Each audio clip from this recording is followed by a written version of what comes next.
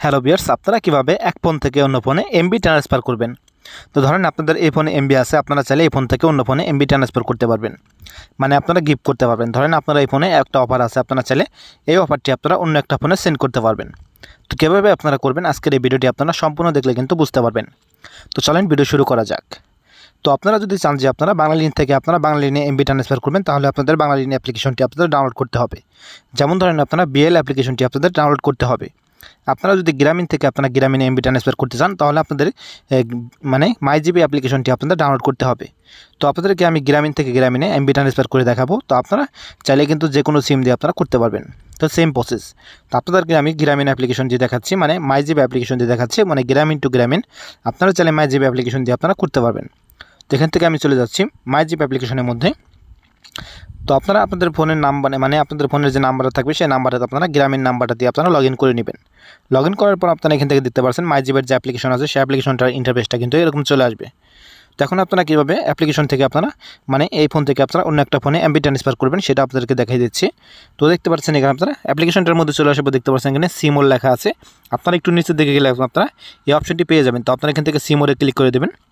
তো সিমোরে ক্লিক করে দেওয়ার পর আপনি এখান থেকে নিচের দিকে চলে যাবেন। নিচের দিকে যাওয়ার পর দেখতে পাচ্ছেন এখানে একটা অপশন চলে আসবে গিফট প্যাকেজ। তো আপনারা এখান থেকে গিফট প্যাকেজ অপশনের উপর ক্লিক করে দেবেন। তো এখান থেকে আমি গিফট প্যাকেজ অপশনের উপর ক্লিক করে দিচ্ছি। তো ক্লিক করে দেওয়ার পর দেখতে পাচ্ছেন এখানে কিন্তু আপনাদের মানে 7 দিন এবং 30 দিনের কিন্তু ম্যাথটা কিন্তু মানে চলে আসবে। তো আপনারা কোন ম্যাথের অ্যাপ্লিকেশন মানে কোন ম্যাথের এমবিটা আপনারা অন্য একটা ফোনে পাঠাতে চাচ্ছেন, আপনারা সেটা কিন্তু এখান থেকে দেখতে পারবেন। দেখতে পাচ্ছেন এখানে 30 দিন আছে, এখান থেকে আপনারা 7 দিন করতে পারবেন। তো আপনারা যেই এটা দেখছেন, মানে যেই ম্যাথটা দেখতেছেন আপনারা সেই ম্যাথটা দিয়ে আপনারা এখান থেকে এমবিটা ট্রান্সফার করতে পারবেন। তো আপনারা দেখতে পাচ্ছেন এখান থেকে 60 জিবি 30 দিন আছে 699 টাকা। তো এখান থেকে আমি মানে এই অফারটার পর আমি ক্লিক করে দিচ্ছি। তো ক্লিক করে দেওয়ার পর দেখতে পাচ্ছেন আপনারা যে নাম্বারে এমবিটা ট্রান্সফার করবেন আপনারা সেই নাম্বারটা এখানে দিয়ে দেবেন। দেখতে পাচ্ছেন এখানে আপনাদের নাম্বারটা যদি সেভ করা থাকে আপনারা এখান থেকে সেভ ক্লিক করে দিলে আপনারা সেই নাম্বারগুলো কিন্তু দেখতে পারবেন। দেখতে পাচ্ছেন এখানে আমি সেভে ক্লিক করলাম। ক্লিক করে আমার ফোনের যে নাম্বারগুলো সেভ করা আছে সেই নাম্বারগুলো কিন্তু এখানে চলে এসেছে।